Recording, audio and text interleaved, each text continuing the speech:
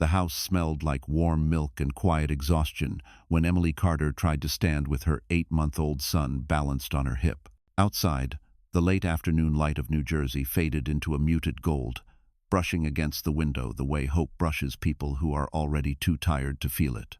Emily shifted her weight, wincing as her pregnant belly tightened with a dull ache she'd been ignoring all week. She thought the ache was just stress, or maybe loneliness, but she still whispered soft reassurance to the baby inside, promising everything would be okay.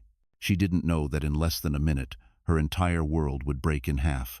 Ryan stepped through the doorway with his iPhone still in his hand, the screen glowing with a message Emily wasn't meant to see.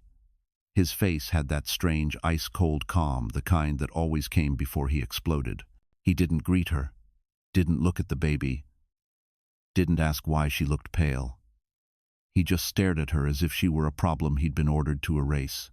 Emily swallowed, shifting the baby's weight as her heart pounded against her ribcage. She tried to smile, tried to calm the tension the way she always did.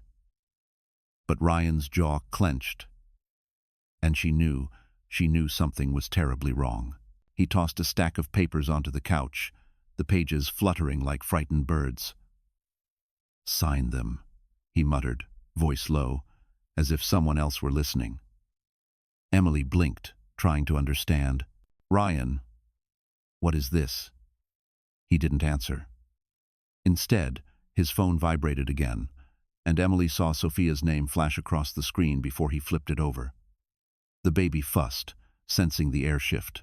Emily bounced him lightly, whispering, "It's okay, sweetheart," though her own voice trembled. Ryan stared at her with a growing anger she didn't recognize. "Sophia says you're trying to ruin my career," he snapped. Emily felt the words slice through her. "Ryan, I haven't talked to anyone." "Stop lying," he shouted, stepping closer. Emily backed up instinctively, but her heel caught the edge of a toy on the floor. She tightened her grip on the baby, fear threading through her chest. "Ryan, please, the baby." He stepped forward faster than she expected. His foot struck her shin with a force that didn't look human. Pain shot up her leg like fire, tearing through bone. Her knee buckled. She fell sideways, twisting her torso to shield her son. The world tilted. Then came the crack. A sound no mother forgets. Emily screamed as white-hot agony ripped through her leg. The baby wailed, terrified. Her hands shook as she clutched him tight, trying not to drop him despite the pain blurring her vision. Ryan froze, as if realizing too late what he'd done. But he didn't help. He stepped back, breathing hard. Emily lay shaking on the floor, unable to move, tears streaming down her cheeks. Then headlights flashed through the window. A car door slammed. Emily's heart stopped when she heard the familiar heavy footsteps approaching the porch. The front door swung open, and her father walked in. Thomas froze in the doorway, his breath catching as he took in the sight of his daughter on the floor, her leg twisted, her grandchild screaming in her arms. His weathered hands shook, the same hands that once fixed engines and carried Emily on his shoulders, now curling into fists as he turned toward Ryan. Ryan took one step back, suddenly pale, as if realizing the one man he feared most had arrived at the worst possible moment for him. Emily Carter used to believe Manhattan sunlight carried a special kind of magic, golden, forgiving, and full of promise. At 23, fresh out of a small Ohio town where people still left their doors unlocked and waved at strangers, she arrived in New York with 2 suitcases, a simple dream, and a heart that believed in second chances.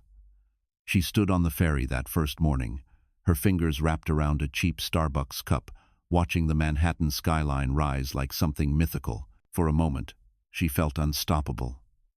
She didn't know life had a way of bending people until they broke. Her first job was at the front desk of a corporate building on Park Avenue. A world filled with sharp heels, sharper egos, and people who walked like the sidewalk belonged to them. Emily answered phones, greeted executives, and memorized names with the precision of someone who wanted to do things right. She wore the same 3 blouses on rotation, always washed and ironed, hoping no one would notice how carefully she budgeted her life. And on most days, she ate lunch alone on a bench outside, watching people hurry by while she dreamed of becoming something more than a girl smiling behind a counter. The day she met Ryan Carter, she thought it was fate. He stepped up to the desk wearing a navy suit that fit too perfectly to be coincidence, a MacBook tucked under his arm, and an easy grin that made her forget to breathe for half a second. He was the kind of man who walked into a room and made people shift slightly to make space for him. At least, that's how it looked to Emily then. She remembered the moment he first spoke to her. A senior executive had been scolding her because a meeting room wasn't ready in time, something that wasn't even her fault. Ryan walked up, calm and confident, and interrupted with a voice smooth enough to cut tension in half. "I think she's doing her job just fine," he said, nodding toward Emily. The executive muttered something under his breath, then walked off. Emily felt her cheeks warm, her heart flutter, and her faith in kindness briefly restored. Ryan leaned closer to the counter. "Rough morning?" he asked with an empathetic smile. Emily laughed nervously. "Just part of the job." She didn't realize how deeply she'd remember that moment years later, replaying it like a cruel joke. Back then, it felt like the start of something gentle. Ryan began stopping by the front desk more often, asking how her day was, offering her a coffee, making her feel seen in ways she hadn't felt since leaving home. He listened when she talked about Ohio. He teased her about her accent. He complimented the little things, her handwriting, her earrings, her kindness. And Emily, lonely in a city built on noise, found herself drawn to that warmth like a moth to a porch light. One evening, as she closed up the front desk, Ryan walked out of the elevator, just as she grabbed her coat. "Heading home?" he asked. She nodded, surprised he noticed. "Mind some company?" he added with a soft smile. They walked together down Park Avenue, passing polished storefronts and glittering windows she never imagined she'd get close to. Ryan told her about his ambitions, his upbringing, his belief that two determined people could build a life from scratch. Emily listened, believing every word. Years later, she would look back on that walk and wonder how a moment that felt like destiny could turn into a path leading straight toward devastation. Because even as she smiled at him that night, she didn't know something dark had already planted its first quiet seed, and it was growing exactly where she couldn't see it. The night Ryan proposed was supposed to be the kind of memory people described as the beginning of forever. Emily remembered the city lights reflected on the wet sidewalks after a light spring rain, the hum of Manhattan traffic, and the soft breeze carrying the smell of roasted nuts from a street cart nearby. She had never felt more like a character in a movie. She didn't know yet that movies only show the beginning, never the aftermath. Ryan had taken her to Midtown after work, telling her he had a surprise. Emily, still in her simple blouse and cardigan from her receptionist shift, felt out of place, walking past luxury storefronts that stretched along Fifth Avenue.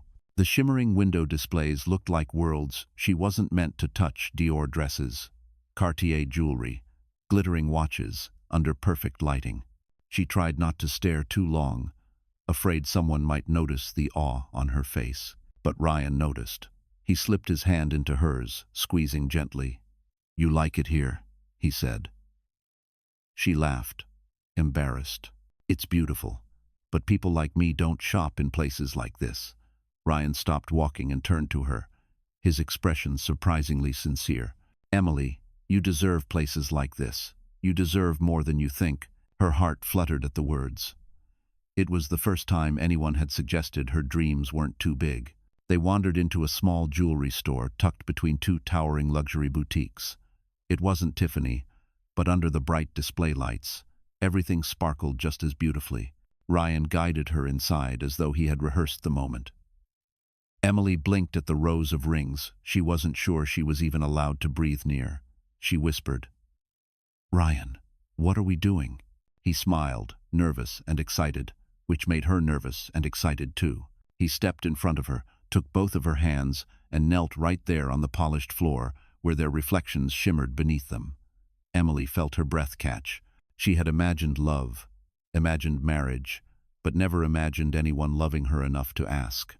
"Emily," he said softly, "you make everything in my life make sense. I want to build something real with you, a future, a family." Will you marry me? For a moment, the world stopped. The hum of the city outside faded into nothing. Emily felt her eyes sting as tears rose without warning. She nodded before she could speak, her voice cracking with emotion. Yes, she whispered.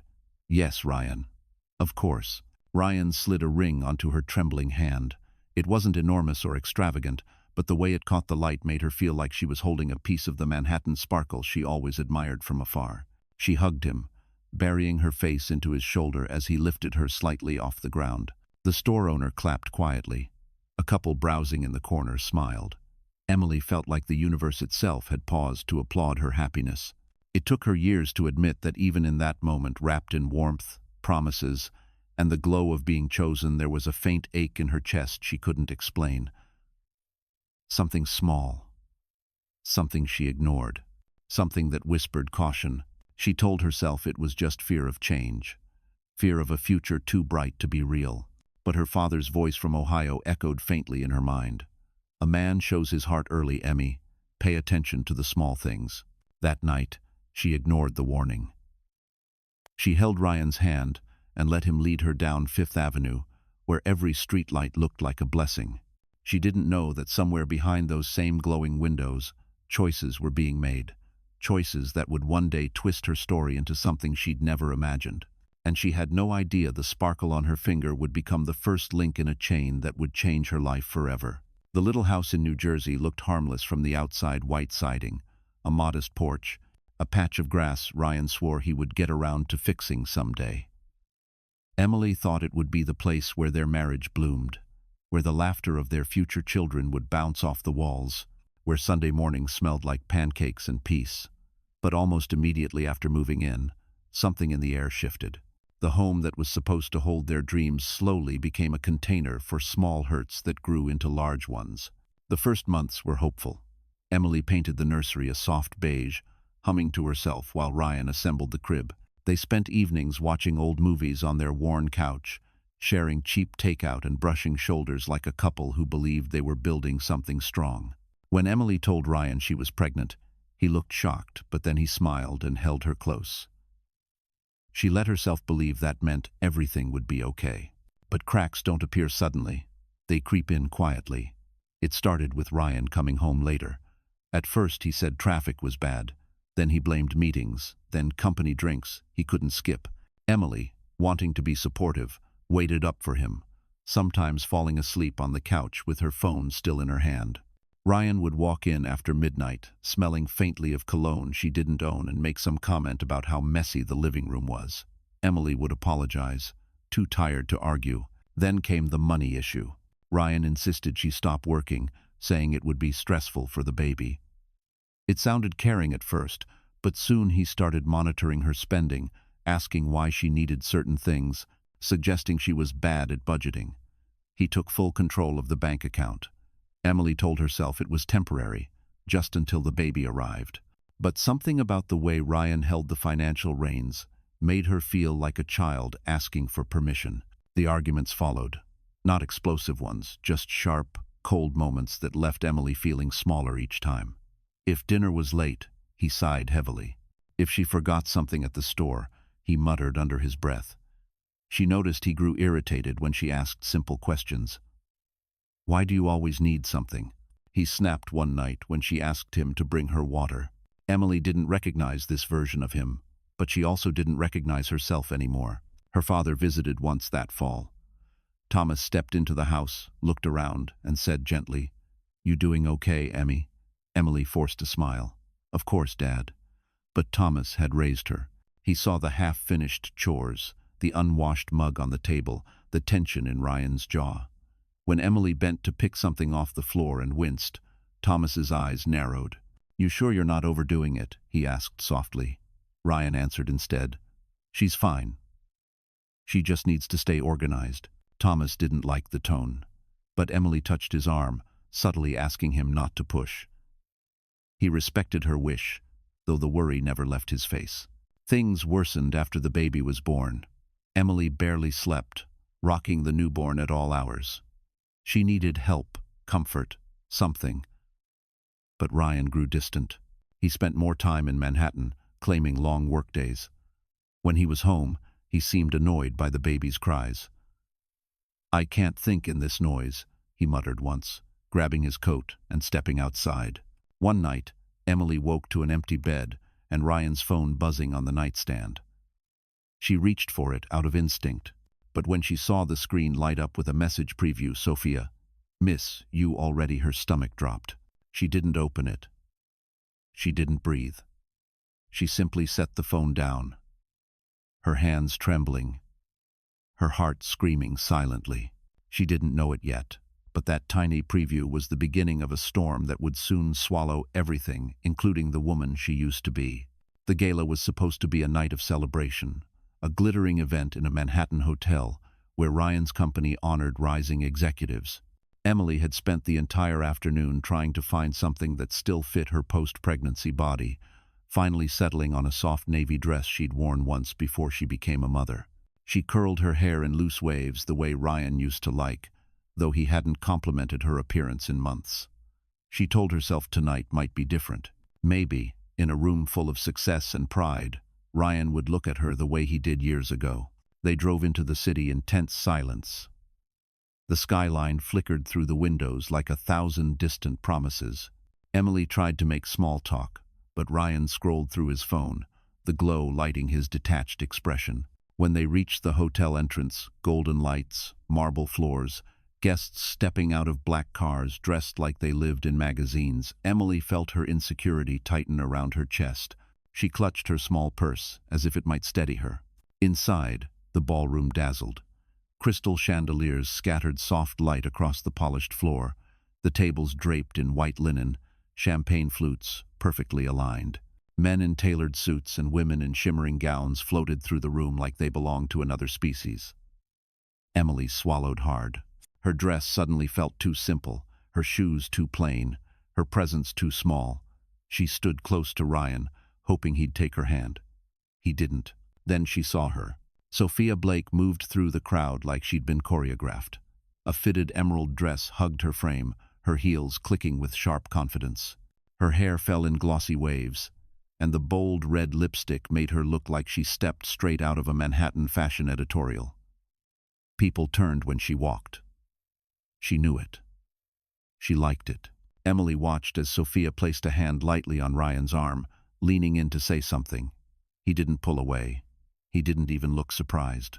He only smiled, a smile Emily hadn't seen directed at her in a very long time. Her stomach twisted. Ryan introduced them in a tone far too casual. "Emily, this is Sophia.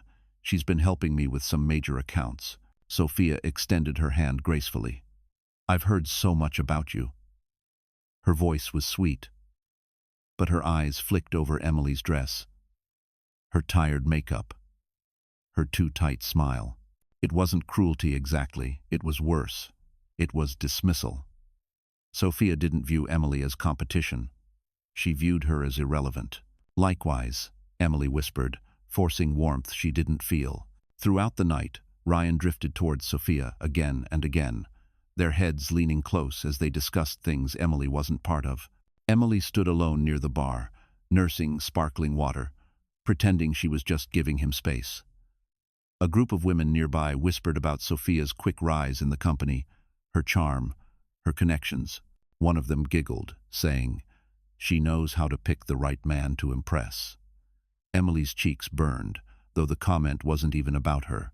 During the award announcements, Ryan sat beside Sophia instead of beside his wife. Emily tried to smile from her table across the room, but the ache in her chest deepened with each passing second. When Ryan's name was called, and he walked on stage to receive a recognition plaque, Sophia clapped first loud, enthusiastic, almost proprietary. Emily clapped too, but her hands trembled. After the ceremony, Sophia whispered something into Ryan's ear, and he laughed an easy, warm laugh Emily hadn't heard in months. It felt like a blade. Desperate for a breath of air, Emily stepped out to the rooftop terrace. Manhattan stretched beneath her, glittering, indifferent. She gripped the railing, fighting back tears. She didn't want to cry. Not here, not tonight, not where the city could see her break. Then the terrace door opened behind her, and Emily froze when she heard the voice she feared most. Emily, we need to talk about your place in Ryan's future. The night air on the rooftop was cool, but Emily felt a sudden wave of heat rush through her embarrassment, fear, confusion, all tangled in her chest. She turned slowly, hoping she had misheard, praying the voice didn't belong to who she thought it did.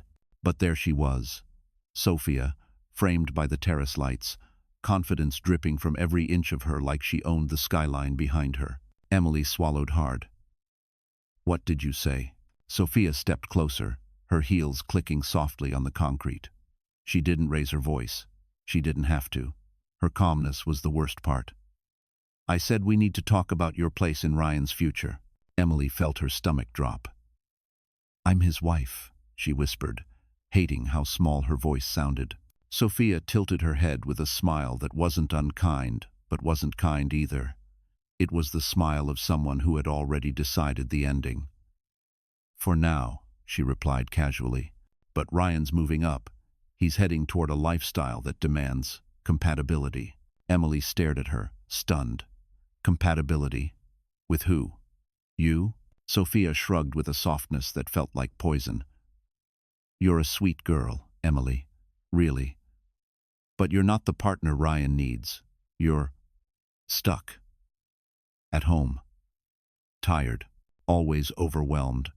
Her eyes flicked briefly to Emily's stomach, then back up. And the second baby? Honestly, it complicates everything for him. Emily took a step back, as if the words physically pushed her.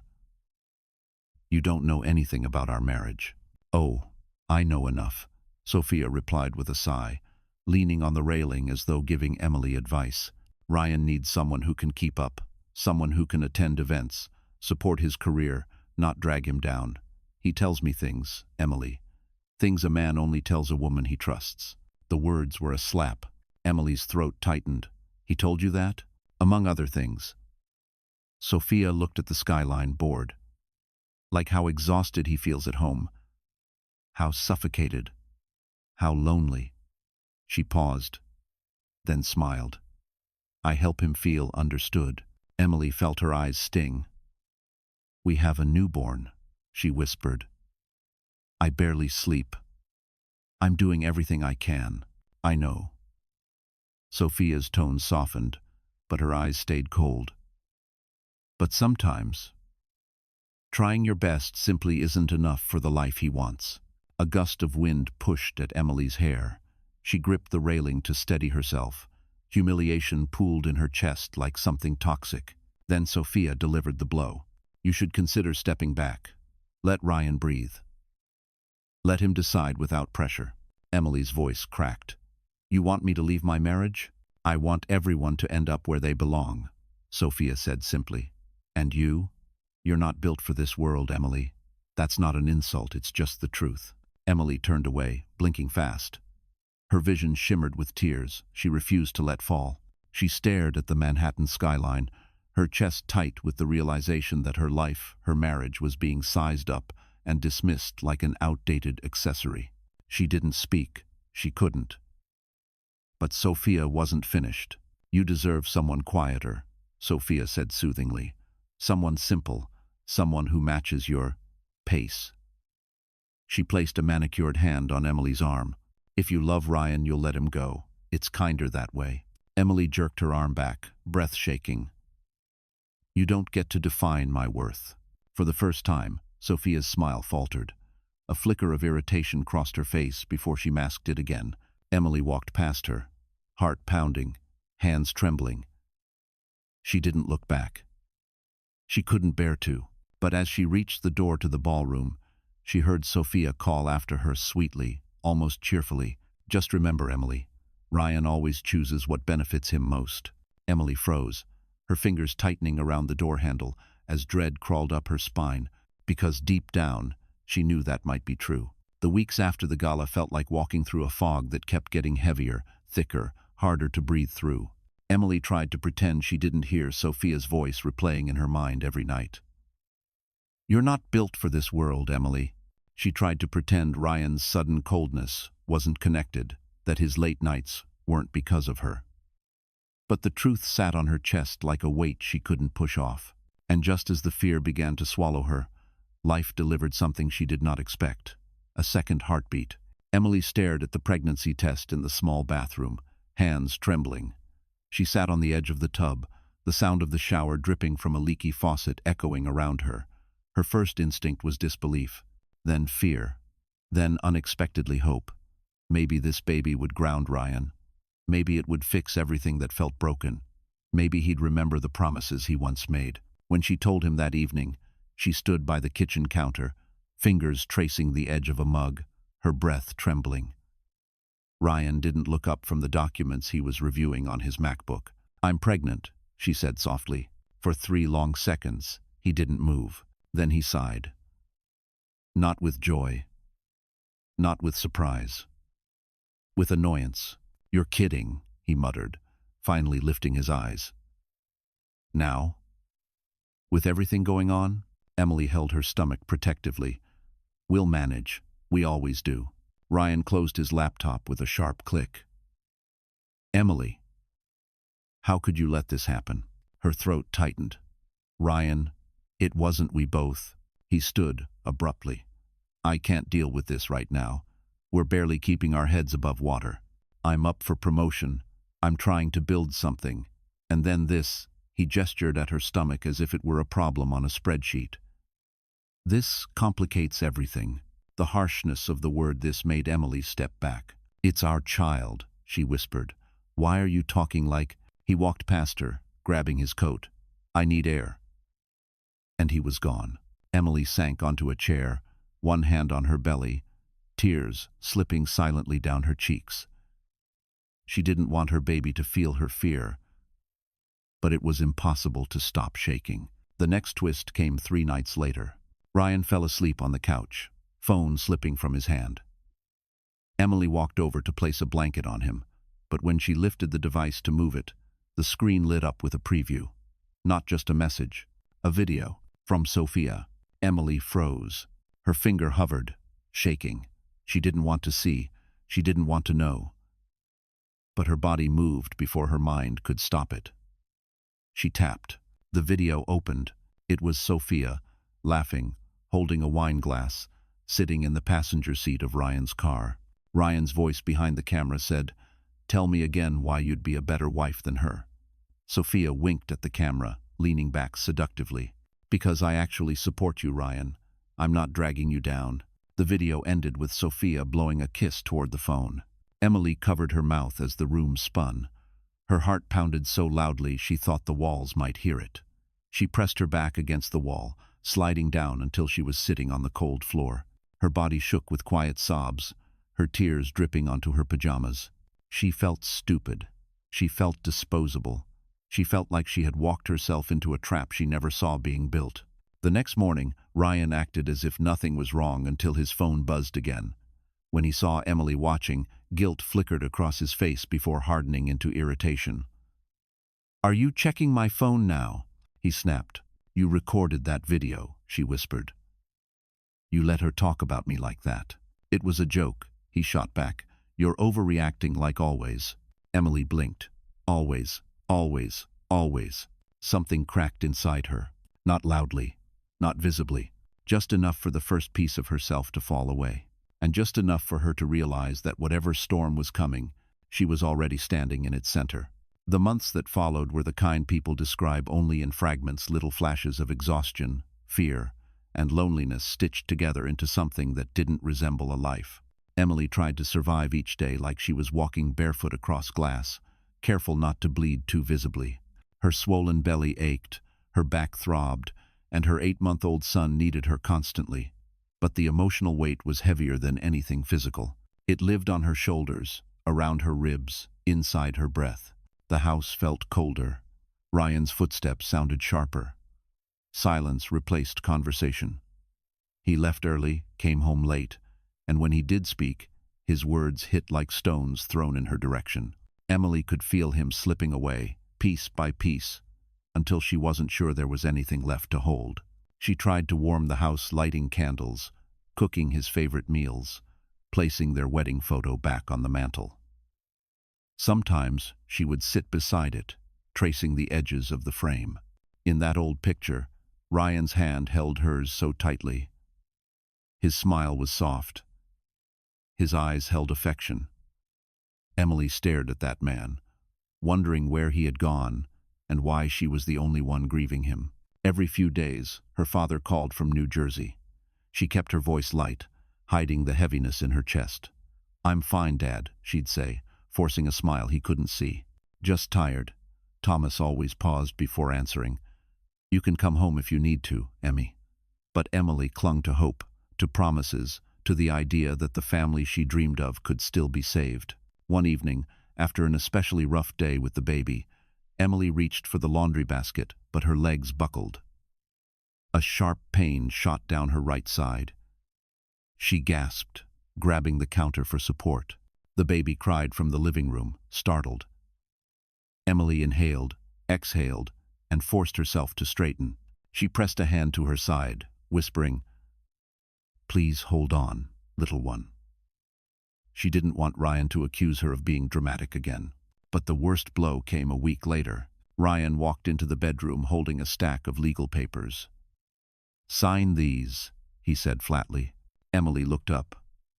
"What is this?" "A financial adjustment. Protection for me and my assets in case anything unstable happens." His tone was so casual it made her dizzy. "Unstable," she repeated. "Ryan, what are you talking about? I'm pregnant. I'm exhausted. I'm doing everything I can." He smirked bitterly. "Exactly. You're emotional, irrational, forgetful. You could ruin my career with one wrong accusation." He tossed a pen onto the bed. "These papers prevent that." Emily felt the sting behind her eyes. "I would never accuse you of anything." "You already did," he snapped. "Going through my phone, snooping, acting suspicious. Sophia told me women in your condition sometimes become paranoid." Emily's breath caught. "Sophia, you're taking advice about our marriage from her." "She understands my stress," he muttered. Emily pressed a hand to her chest, trying to steady her breath. "I'm your wife, for now," he said under his breath. Her heart cracked. Ryan left the room without looking back. Emily stared at the papers on the bed. Her hands trembled as she picked them up. She didn't fully understand the legal terms, but she recognized danger the way a cornered animal recognizes a trap. She folded the papers and placed them in the drawer. She wouldn't sign. Not this time. That night, long after Ryan fell asleep, Emily sat beside her son's crib, watching his tiny chest rise and fall. She whispered to him, "I'm going to protect you. I don't know how yet, but I will." Her voice trembled, but the determination beneath it was solid. A quiet strength she didn't know she had began to grow, inch by inch. She didn't realize yet that this small spark would soon become fire, and she didn't know that the one person who would soon fan that fire was someone she never expected to return. The morning of the explosion, the emotional one, not the physical one, began like every exhausted day before it. Emily woke to the sound of her baby fussing in his crib. Her body ached from pregnancy, from sleeplessness, from carrying more weight than her bones were ever meant to hold. She rubbed her swollen eyes, kissed her son's forehead, and whispered a fragile promise she made every morning. "Mommy's here. Mommy's trying." Ryan had left early again, leaving behind the faint trace of cologne that wasn't hers. Emily tried not to think about it. She moved slowly through the house, picking up toys, heating formula, folding laundry with shaking hands. Every movement felt heavy, like she was wading through water. By mid-afternoon, her legs throbbed and her back burned. She sank onto the couch, one hand on her belly. "Just a minute," she murmured to herself. But her mind wouldn't stop spinning. The legal papers Ryan tried to force on her. The late nights, the lies, the way he looked at her like she was an inconvenience. And worst of all, the glimpse of the man he used to be slipping further away every day. The baby started crying again, desperate and loud. Emily pushed herself up with effort and lifted him into her arms. He quieted immediately as his head rested against her shoulder. She closed her eyes, inhaling his warmth. For a moment, that tiny body reminded her of everything she still had to fight for. Then the door opened. Ryan stepped inside, irritation already visible on his face. His tie was loosened, his hair slightly messy, the look he always had when he'd spent too much time venting to Sophia. He tossed his keys onto the table, ignoring the baby reaching toward him. "We need to talk," he said sharply. Emily felt her heart drop. "About what?" "About you," he answered, shrugging off his coat. "About how out of control things are getting." She held her son closer. "Ryan, I'm doing my best. I'm pregnant. I'm tired. Save it," he interrupted. "You're slipping, Emily. You're unstable. You're paranoid. Everyone sees it." "Everyone?" Her voice cracked. "Who's everyone, Ryan? Your coworkers? Or Sophia?" Ryan's jaw tightened. "She's concerned. She thinks..." "She thinks?" Emily's voice rose before she could stop it. "Why is she discussing my mental state? Why is she even part of this conversation?" "Because she sees what I'm going through," Ryan barked. "She actually listens. Something you stopped doing a long time ago." Emily flinched, her breath shaking. "I've been raising our child alone. I've been carrying another baby alone. I've been holding this house together alone." Ryan stepped closer, his voice low and cold. "Maybe I wouldn't feel alone if you didn't trap me with another pregnancy." The words knocked the air out of her. "Trap? You?" she whispered, horrified. "This is our child." Ryan laughed bitterly. "I don't have time for another kid. Not when my career is finally taking off. Not when I..." He stopped suddenly, biting his tongue. "When you what?" Emily demanded. Ryan hesitated, and that hesitation said everything. Her hands began to tremble. He ran a hand through his hair. "Look, let's just get through this. Sign the papers, keep calm, and stop making things harder than they need to be." Emily stared at him, her throat tight. "I'm not signing anything." Ryan's eyes darkened. "You are." "No," she whispered. "Not this time." Something snapped behind his eyes. He stepped forward, his anger radiating like heat. "Emily, stop being dramatic." "I'm not," she said, voice steadier than she felt. "I'm protecting my children." Ryan took one more step toward her, and the baby in her arms began to cry again, loud, frightened, sensing danger. Emily's pulse raced. For the first time, she saw something new in Ryan's face. Something dangerous. Something she had hoped she would never see again. He clenched his jaw, fists tightening, and Emily suddenly understood she was no longer safe in her own home. Emily backed away slowly, her heartbeat thundering in her ears as Ryan's expression shifted into something she couldn't read. Something cold, calculating, and frighteningly controlled. Her baby clung to her shirt, whimpering softly, sensing the storm building inside the house. The late afternoon light outside had dimmed, leaving the living room wrapped in shadows. Emily felt the walls closing in. "Ryan, please," she whispered, adjusting her grip on her son.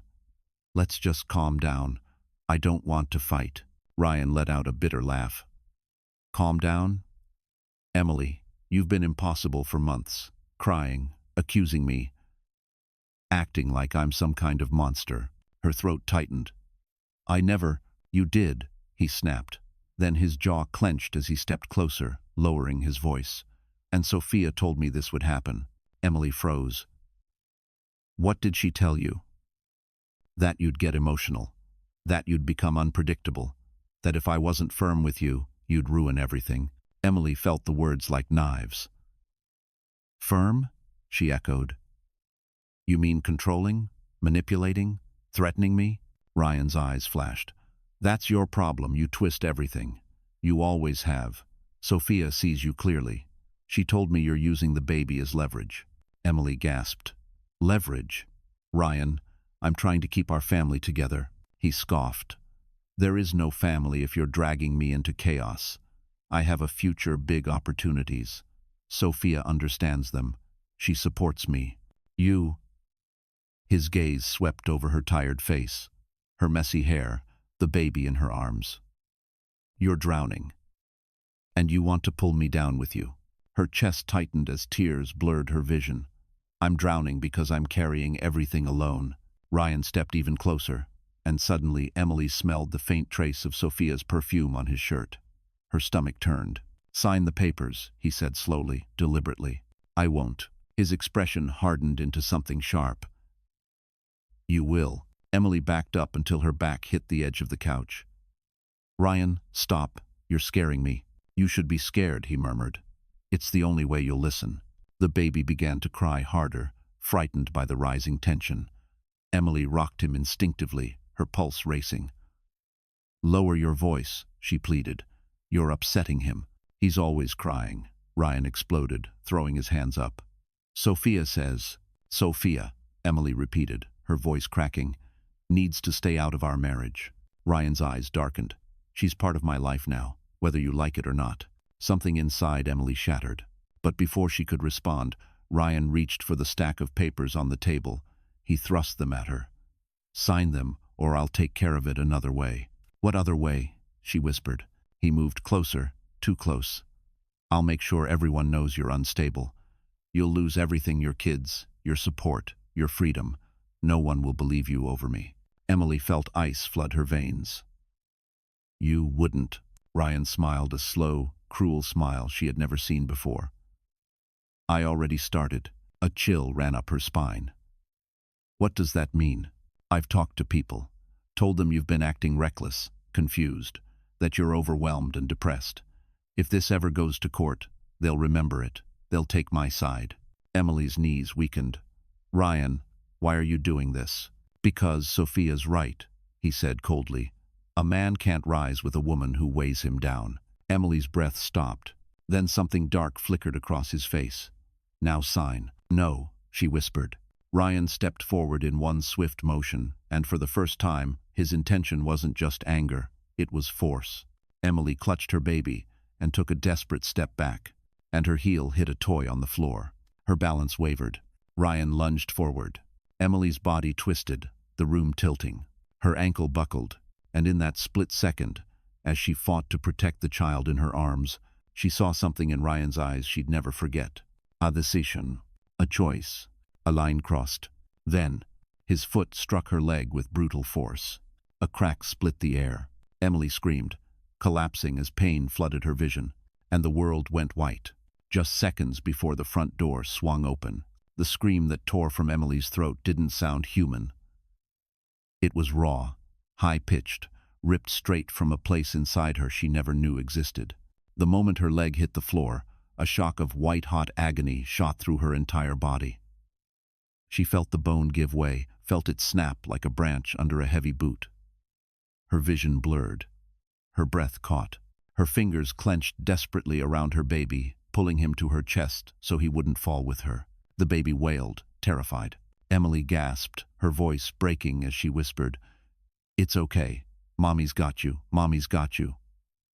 Even though she could barely breathe through the pain, Ryan stood over her, frozen. His chest heaved, his face pale. For a moment, he looked stunned, like he hadn't truly expected his anger to turn physical. But the shock lasted only seconds before something else replaced it, panic mixed with calculation. "Oh my God," Emily choked out. "Ryan, my leg, something's wrong." "You slipped," Ryan snapped quickly. "You slipped, Emily. Do you understand? That's what happened." Emily's head throbbed as tears rolled down her cheeks. "I didn't slip. You kicked."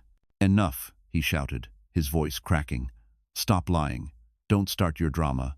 You fell because you weren't watching what you were doing." Emily tried to move, but a bolt of pain shot up from her shin, stealing her breath.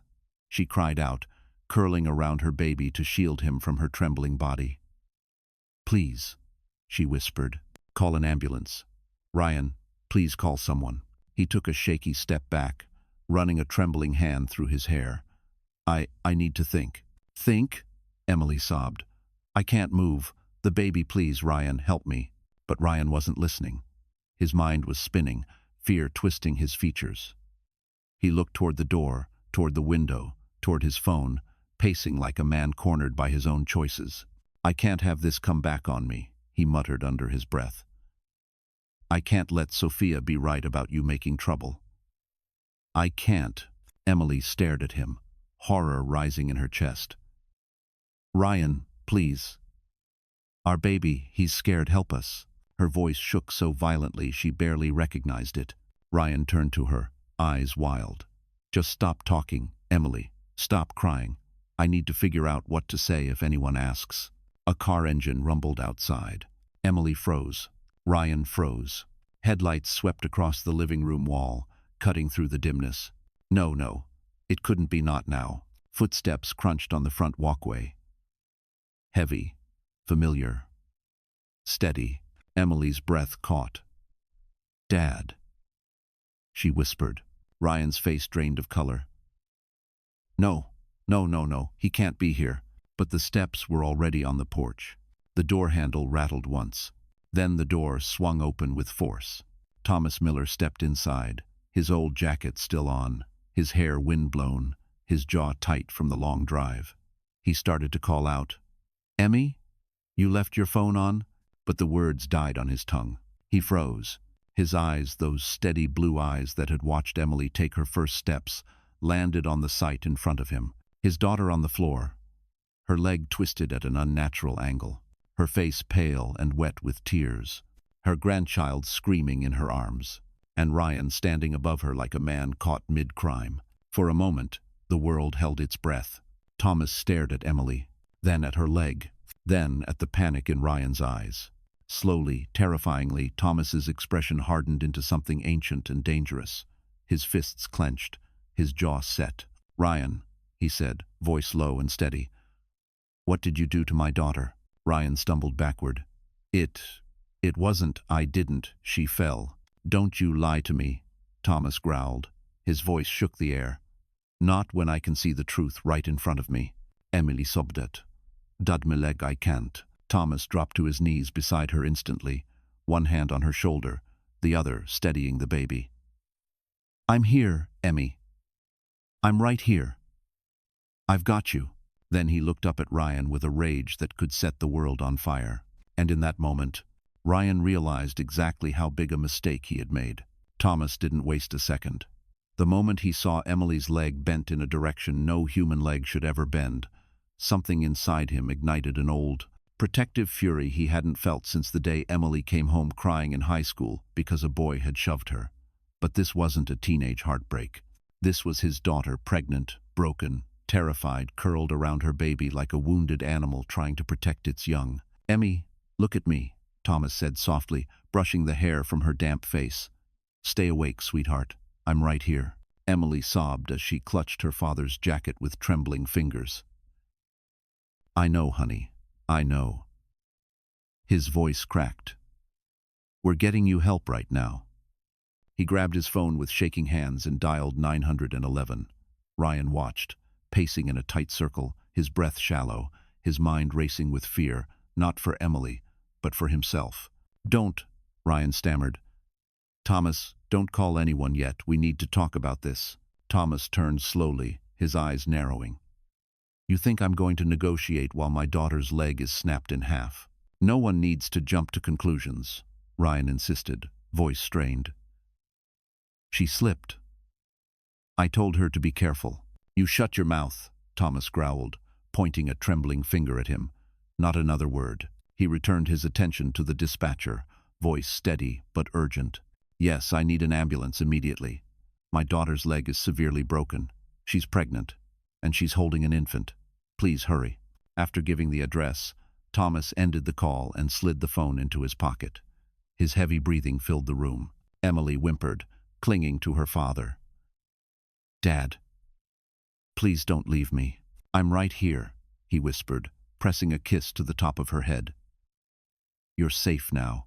Ryan hovered near the doorway, running his hands through his hair, muttering to himself. "This is bad. This is really bad. She's going to make it sound worse than it was." Thomas's head snapped up. "Make it sound worse?" he repeated, his voice deadly calm. "You kicked her." Ryan's face flushed. "No. No, I didn't. She tripped over the toy." "Don't lie to me," Thomas hissed.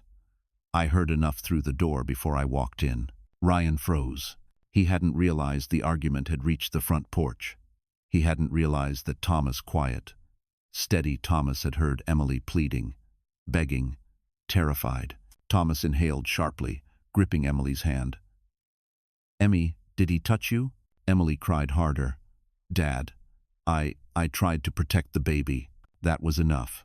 Thomas rose slowly to his feet, the years melting off him until he stood like the young man he once was, a fighter, a protector, a father who would burn the world down for his child. He stepped toward Ryan. You hurt my daughter, Thomas said, voice low, gravelly. You put your hands on a pregnant woman. You snapped her leg like she was nothing. You think I'm going to let you stand in this house another minute? Ryan backed into the wall. Thomas, listen, I didn't mean she pushed me. She was yelling it was an accident. Before Thomas could speak, sirens wailed in the distance. Emily whimpered in relief.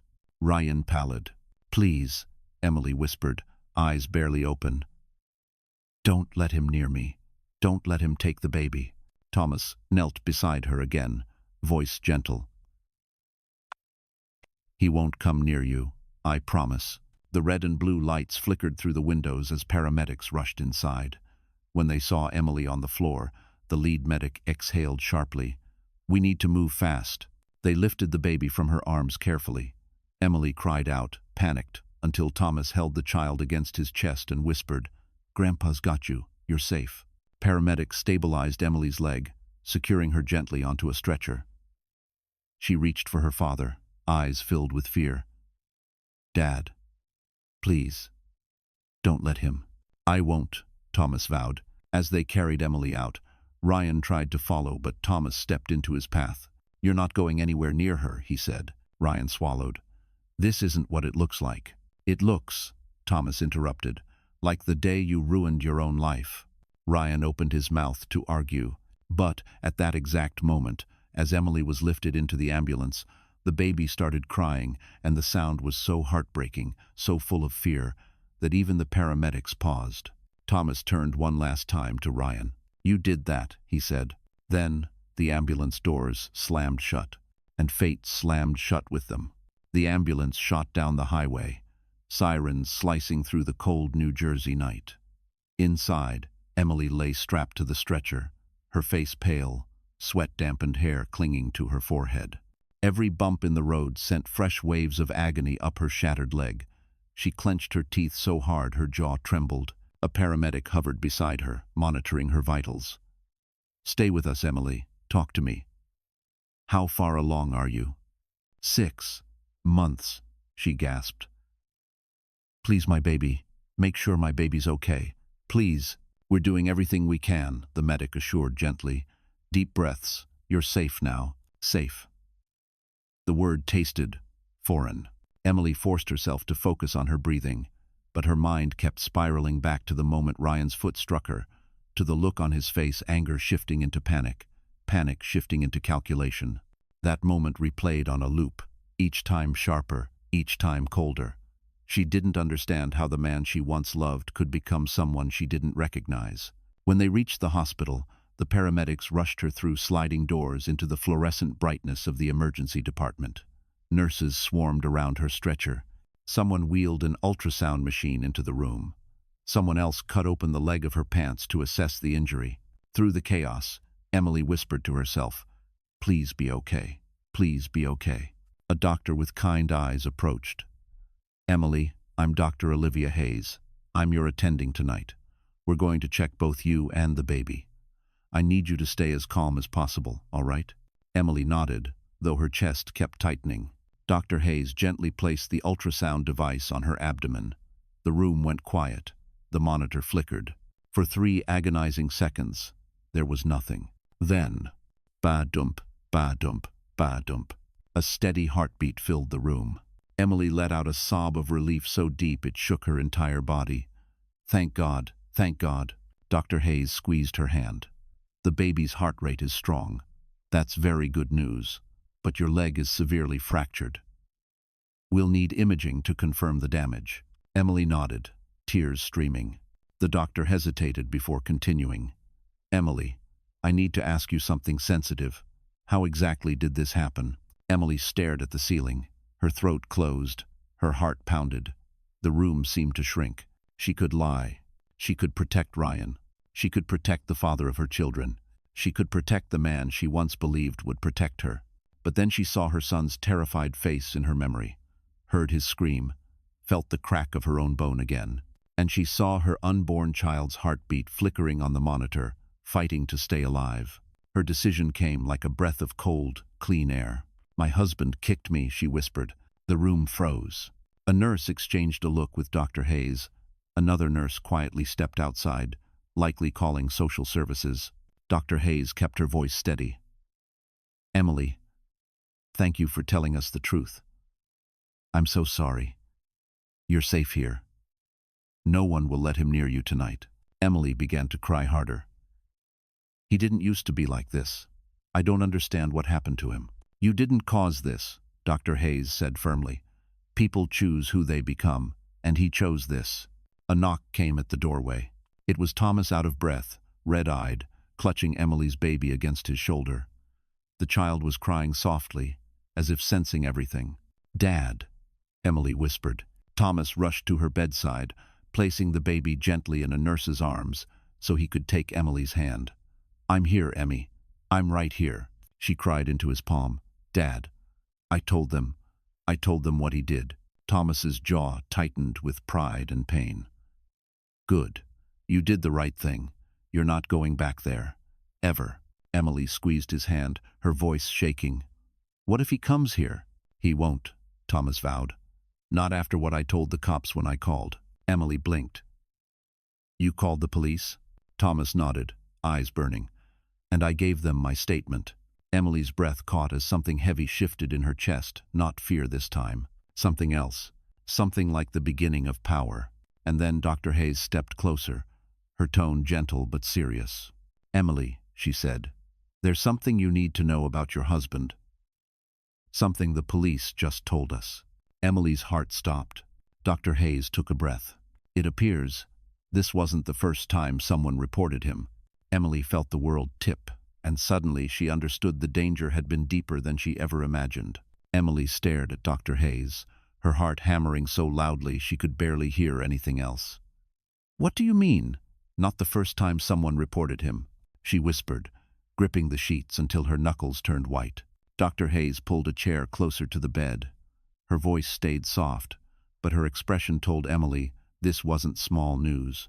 "The police found an old incident report from years ago, filed by a former girlfriend of your husband. It was sealed, never prosecuted, but the details were concerning."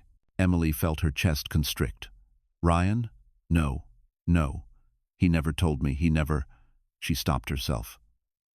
Of course he hadn't told her. Why would he? The Ryan she fell in love with was a version of himself he performed. A mask. A charm. A man who knew exactly what to show and what to hide.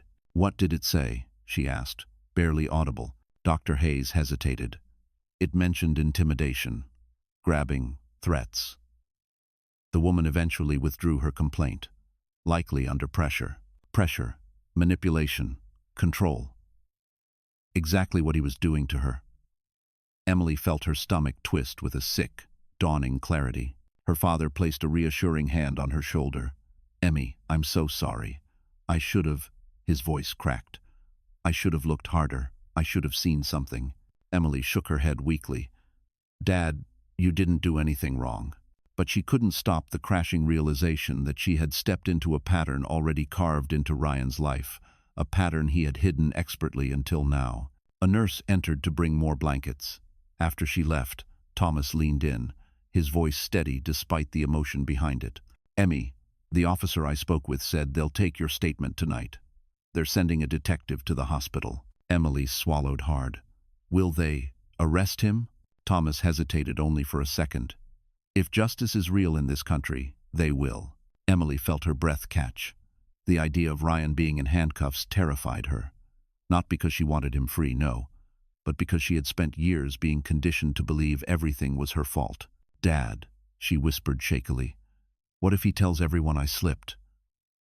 What if they believe him?" Thomas shook his head firmly. "They won't. Not this time. Not with what I heard on that porch. Not with the way your leg looks.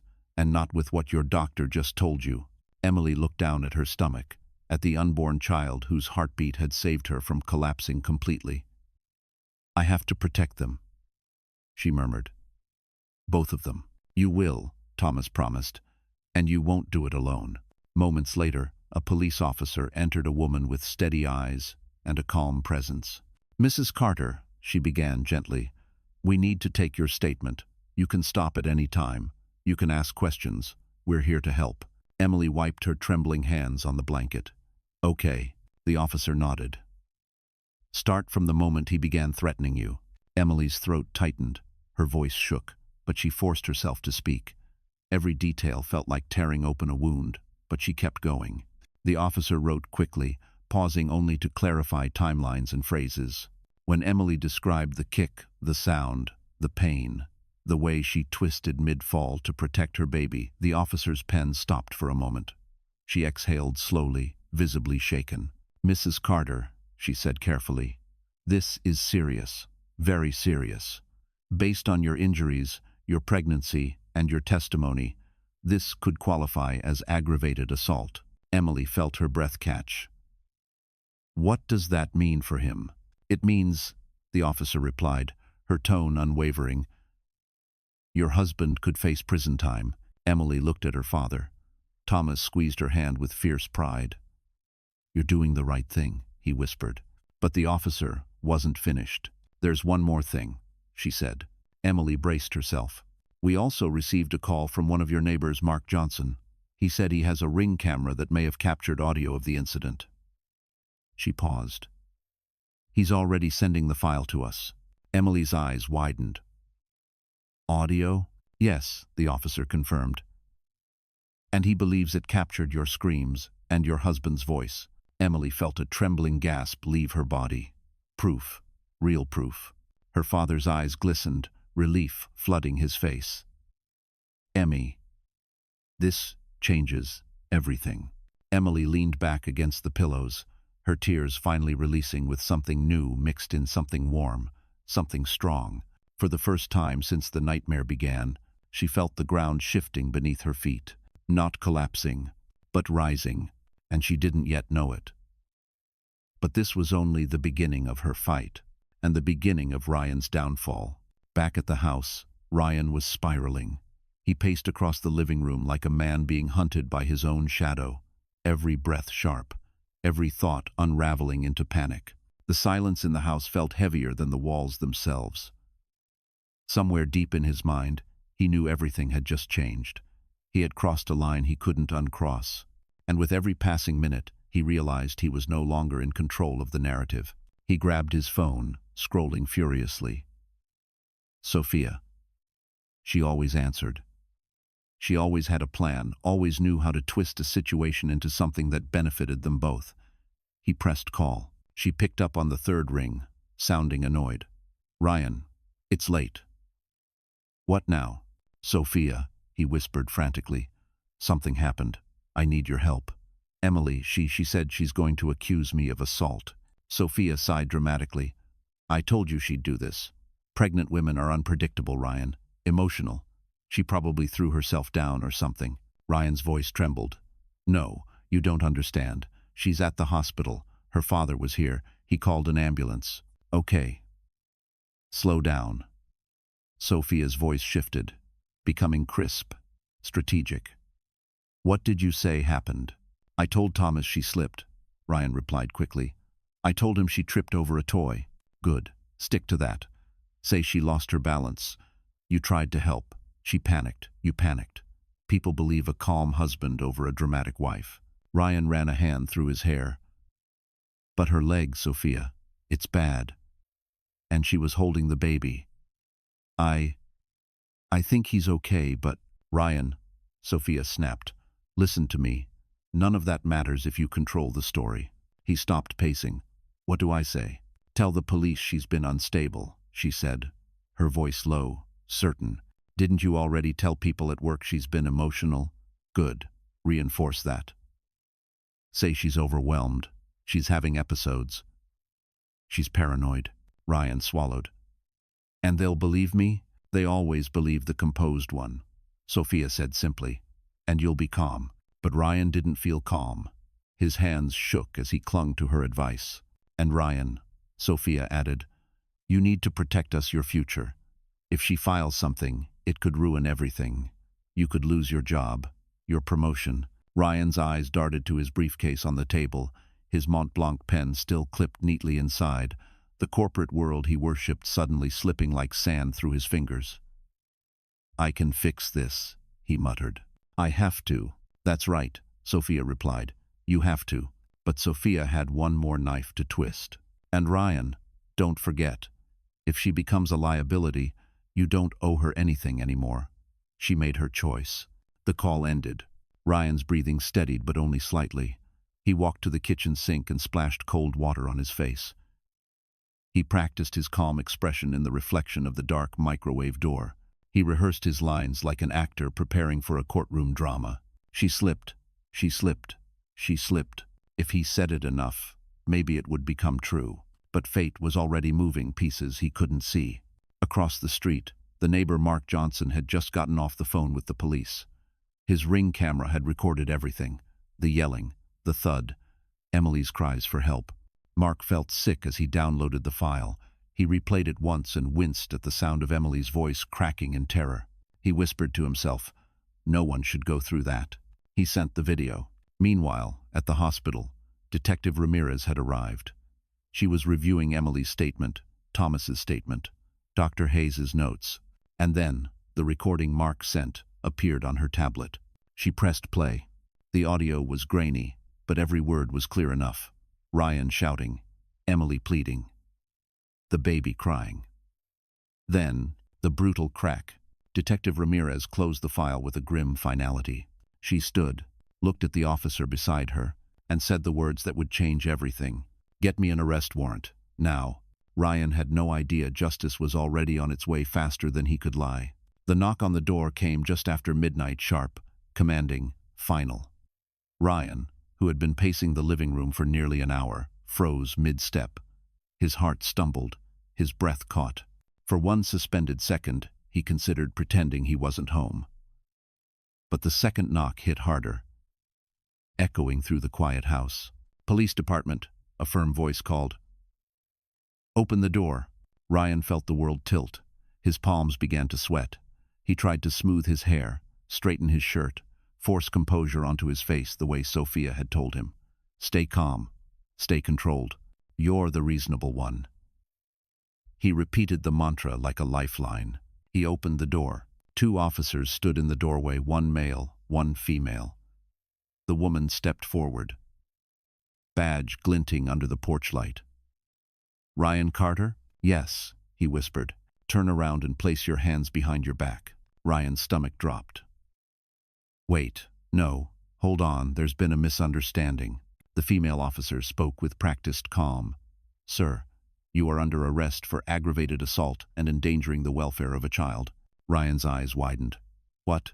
No, she slipped. She tripped over a toy. I didn't touch her. The officers didn't respond. They simply turned him, cuffing his wrists with smooth precision. Panic flooded his chest. You have to listen to me. My wife has been unstable. She's emotional. She's pregnant. She doesn't know what she's saying. The officer behind him tightened the cuffs slightly, not enough to hurt, just enough to silence him. Sir, you'll have the opportunity to make a statement at the station. No, you don't understand. I'm the one holding this family together. She's the one who... Sir, the female officer interrupted, her tone shifting colder. We have the audio. Ryan's blood ran cold. Audio? What audio? She didn't elaborate. She didn't need to. Ryan's mind raced, replaying the day in fragments, his shouting, Emily's cries, the crack of her leg breaking. No, that couldn't have been recorded. The door was shut. The blinds were down. His breath grew shallow. What audio? He repeated, his voice cracking. The officer didn't answer.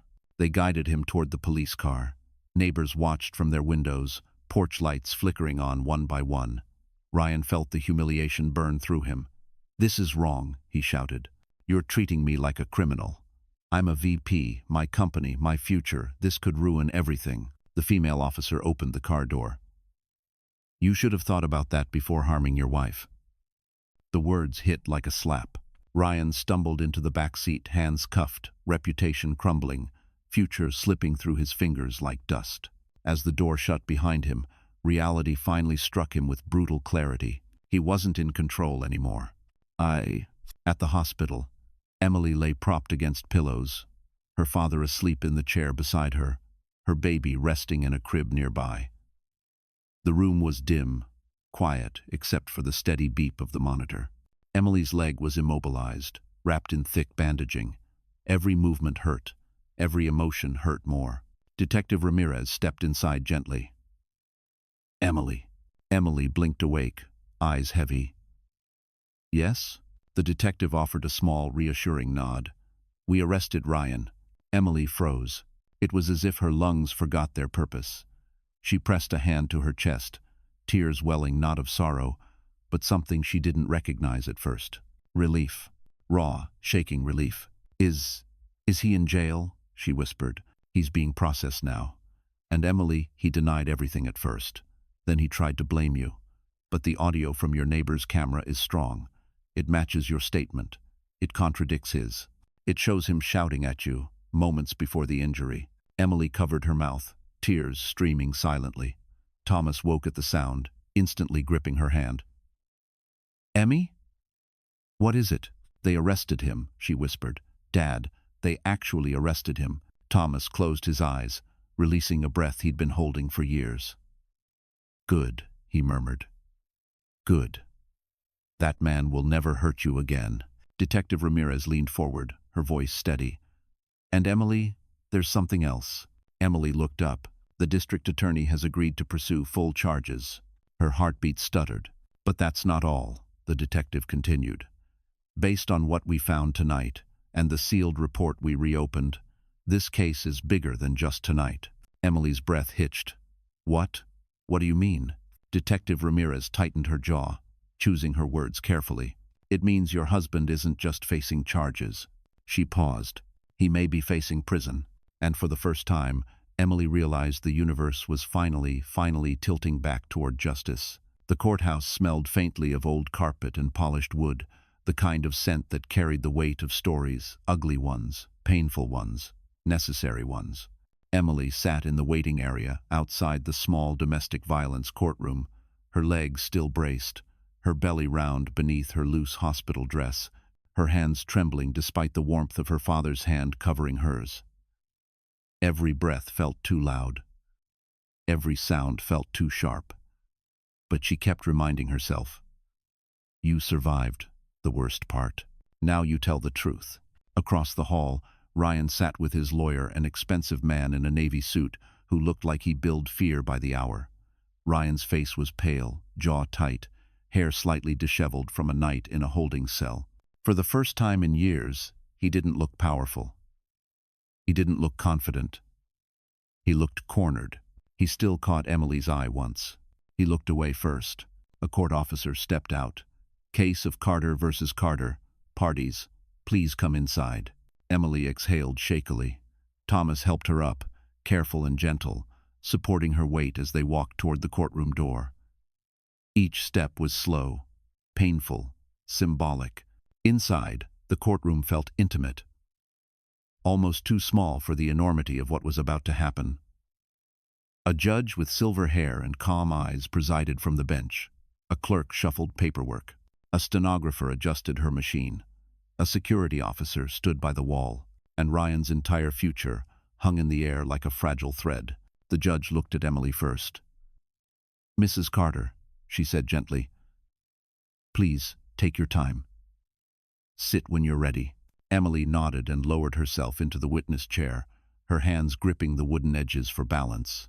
The assistant district attorney, a poised Latina woman named Linda Perez, stepped forward. "Your Honor, this is a temporary restraining order hearing, as well as a probable cause review for aggravated assault, domestic violence, and endangerment of a minor." Ryan's lawyer stood. "Your Honor, my client retains his innocence." Linda cut him off. "And the audio evidence speaks louder than his innocence claim." The judge raised a hand. "We will hear both sides." Linda walked to the center of the room. "Mrs. Carter," she said gently, "I know this is difficult, but can you tell the court what happened the night of your injury?" Emily inhaled slowly. She looked at her hands, at her swollen belly, at her father. Then finally, at the judge, and she spoke. Her voice shook at first, thin as paper. But with every sentence, every truth, strength returned to her. She described the argument, the screaming, the fear, Ryan's growing aggression, the papers he tried to force her to sign, how he cornered her, how she held her baby tighter, how she knew something terrible was coming. Then she described the kick, the moment her leg broke, the crack, the scream, the way Ryan froze, and then blamed her for falling. By the time she finished, tears blurred her eyes, but her voice did not waver. The judge nodded sympathetically. "Thank you, Mrs. Carter." Ryan's lawyer rose immediately. "Your Honor, with all due respect, this is a dramatization. My client maintains that Mrs. Carter slipped while carrying their child and has been emotionally unstable for months." "Play the audio," Linda said. The court clerk pressed a button. The room filled with the sound of Ryan's voice. Harsh, cruel, agitated. Emily's pleading. The baby crying. Ryan yelling again. And then, the crack. Several people in the courtroom flinched. When the audio ended, the silence was crushing. The judge removed her glasses slowly. "Mr. Carter, do you wish to explain the clear sound of physical impact?" Ryan's face crumpled not in remorse, but in anger. She twisted it. She's exaggerating." "I didn't." The judge lifted a hand sharply. "Enough." She turned to Emily. "Mrs. Carter, based on the evidence, your testimony, and the recorded audio, the court is granting a full restraining order. Your husband is prohibited from contacting you or the children. Additionally," she turned to Ryan, "bail is denied. You are remanded until trial." Ryan's mouth fell open. "What? You can't." "My job, my career. I'm a victim here." The judge's gavel struck. "Your actions made you your own victim, Mr. Carter." Emily closed her eyes. The room seemed to exhale with her, because justice, real justice, had finally spoken. And as Ryan was led away in cuffs, glaring, desperate, defeated, Emily felt the first true spark of freedom she had felt in years. The news traveled faster than Ryan ever imagined. In the world he worshipped, where polished shoes clicked across marble floors and reputations were currency, a single rumor could shatter everything. And this wasn't just a rumor. It was an arrest, an audio file, a court order. Manhattan's corporate circles were small, and scandals spread like smoke in a closed room. By the time Ryan's manager at the Park Avenue office arrived the next morning, the HR department had already forwarded the police report. The executive team met before noon, and by 4 o'clock, Ryan Carter's name card had been quietly removed from his glass-walled office. His MacBook was confiscated, his company badge deactivated. His promotion, once practically guaranteed, vanished like it had never existed. Sophia heard the news through a coworker before she even checked her phone. She sat frozen at her sleek white desk, the Manhattan skyline stretching behind her like a smug witness. Her lipstick-perfect confidence cracked for the first time. "What do you mean he was arrested?" she demanded. Her coworker lowered her voice. "Domestic violence. Aggravated assault. And the audio. People are saying it's really bad." Sophia's fingers twitched around her coffee cup. No, Ryan wouldn't be that stupid. But he had been. And now, every executive who once admired her proximity to Ryan avoided her eyes. Whispers followed her down the hallway. People pretended to smile, pretended not to judge, pretended not to know. The company's legal department reviewed Ryan's conduct and his connection to Sophia. A senior HR officer called her into a conference room and shut the door. "Sophia," he said, "we need to discuss your involvement in Mr. Carter's case." She felt her pulse spike. "My involvement? We have multiple employees stating you often spoke about Mr. Carter's marriage, his wife's instability, your relationship with him." Sophia's throat tightened. "This is ridiculous. I didn't." "We've also discovered internal messages," he added, sliding a file toward her. "Messages that paint a concerning picture." Sophia's stomach dropped. She recognized the screenshots. She had sent them every snide comment, every mocking remark about Emily, every manipulative suggestion she pushed onto Ryan. Her chair suddenly felt too small. The HR officer leaned back. Given the seriousness of the case, and the potential liability for the company. We're suspending you pending investigation. Sophia's mouth dried. Suspend? You can't do that. Ryan said this wouldn't touch me. He said, he's in jail, Sophia, the officer replied flatly. He can't protect anyone. Her composure cracked, just slightly, but enough. Meanwhile, back across the river, in a quiet room in New Jersey, Emily sat on the edge of a hospital bed. Her newborn son slept nearby. Her older baby lay in a portable crib Thomas had brought from home, both children breathing softly, peacefully, safely. Emily watched them with her hands gently folded over her stomach. Her leg throbbed under its heavy cast, but it didn't feel like a prison anymore. It felt like a wound that would heal. Evidence of a past she escaped, not a life she was trapped in. Dr. Hayes stepped inside with a warm smile. "How are you feeling, Emily?" "Tired," Emily whispered. "But lighter." Dr. Hayes sat beside her. "The DA is moving quickly, and the prosecutor said something I think you'll want to hear." Emily looked up slowly. "They've recommended full charges for the aggravated assault," the doctor said. "And because you were pregnant and holding a child, it qualifies for enhanced sentencing." She hesitated. If the judge agrees, Ryan could face years. Emily exhaled shakily, absorbing the enormity of it. Years. Not weeks. Not a slap on the wrist. Real consequences. "Will he stay in custody until trial?" Emily asked. "Most likely," Dr. Hayes nodded. "He's considered a danger to you. And to your children." Emily closed her eyes, tears slipping quietly down her cheeks, not from grief this time, but from a fragile, unfamiliar feeling. Safety. Before Dr. Hayes left, she added gently, "Emily, you're not just surviving this, you're winning." Across the hall, Thomas spoke softly into the phone with Mark, the neighbor. He thanked him again for sending the audio, voice thick with emotion. Mark only said, "She didn't deserve that. I just wish I'd realized sooner." Thomas nodded. "You helped save her life." And as the sun dipped below the New Jersey horizon, casting warm gold through the hospital window, Emily looked at her sleeping sons. For the first time in years, she didn't feel trapped. She didn't feel small. She didn't feel alone, because justice was unfolding step by step, and Ryan and Sophia's world was collapsing just as fast. And Emily Carter, she was only beginning to rise. Months passed, and the cold edges of winter softened into the gentler warmth of spring. Emily moved slowly but steadily through physical therapy, each session bringing her 1 inch closer to reclaiming her body and her life.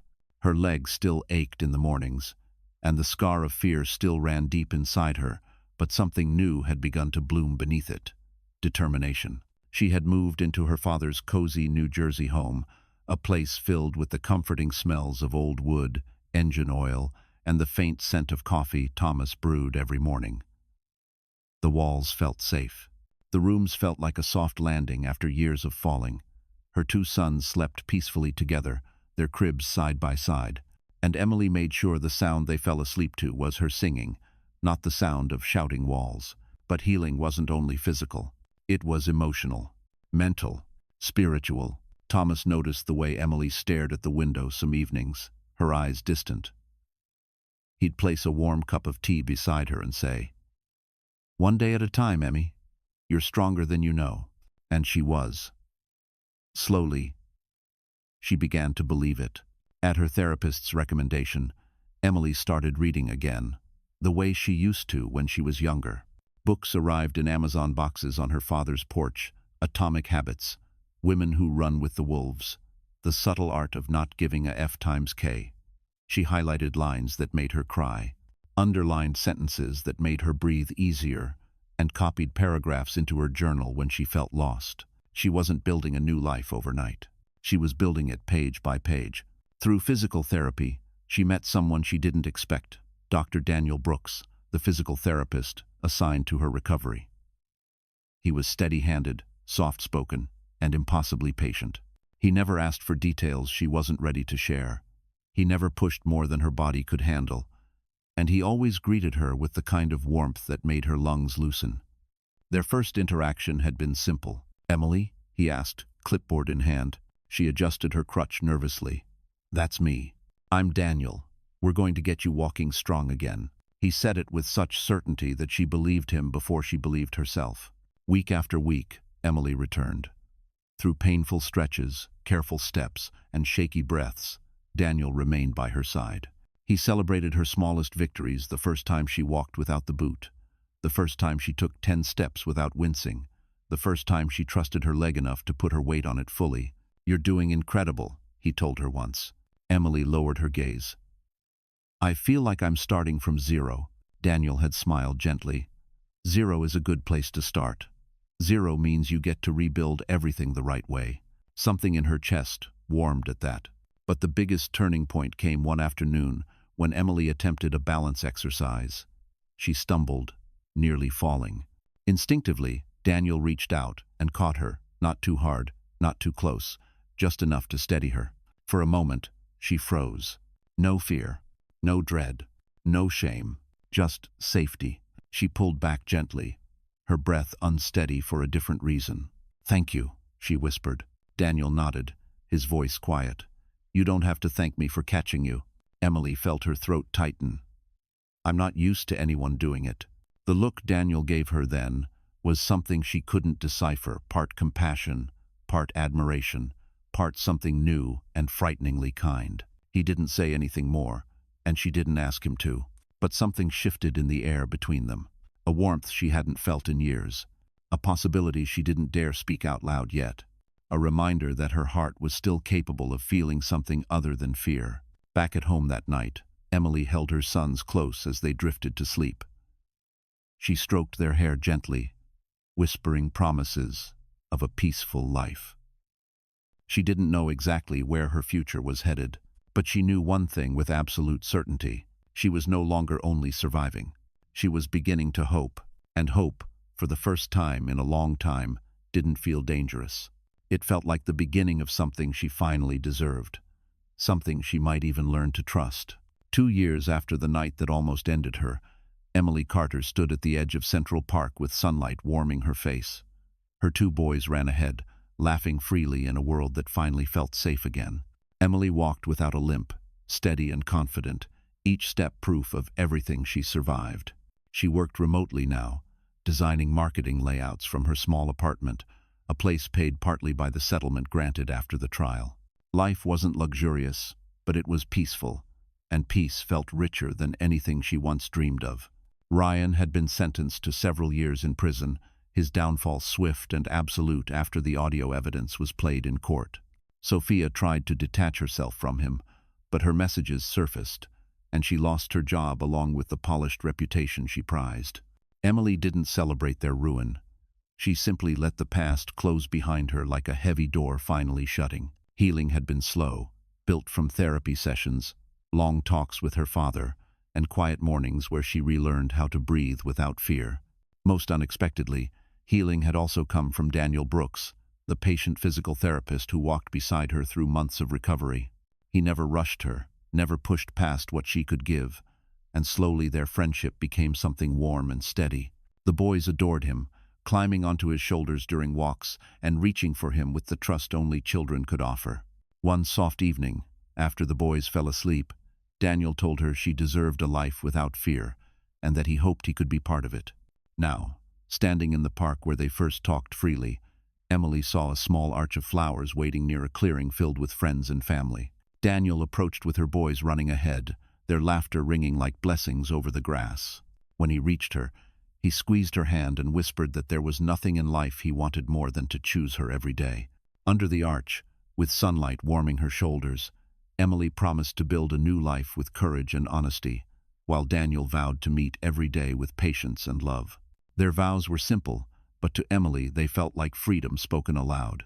When the officiant pronounced them married, the boys clapped wildly, and Emily felt a happiness so deep it startled her.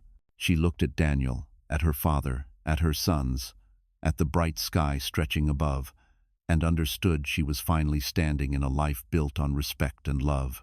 And as the breeze rustled the trees, Emily realized she had not only escaped the darkness, she had stepped into a future she truly deserved. She thought of the nights she once cried quietly, afraid to wake the baby, afraid to breathe too loudly, afraid of the man sleeping in the next room, and she felt a wave of gratitude so fierce that it almost brought her to her knees in the soft grass. Thomas stood nearby, wiping his eyes, pretending the wind was bothering him, but Emily knew better.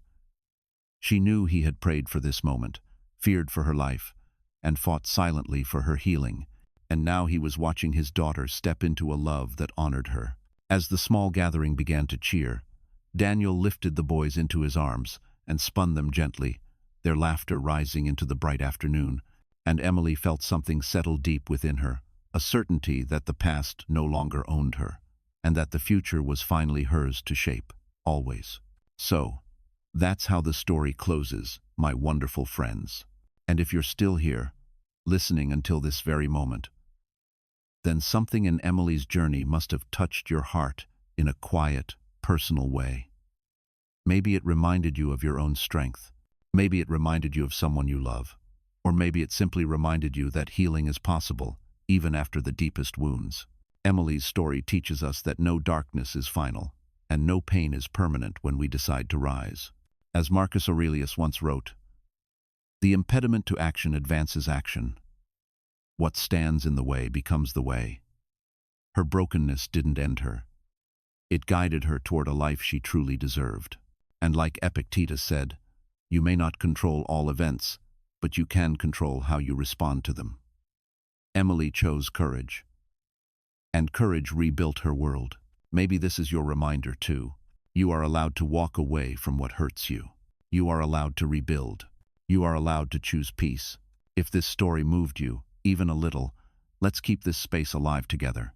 Remember to like, share, and subscribe, because somewhere out there, someone might need this message just as much as you did. And I'm right here with you, every step of the journey.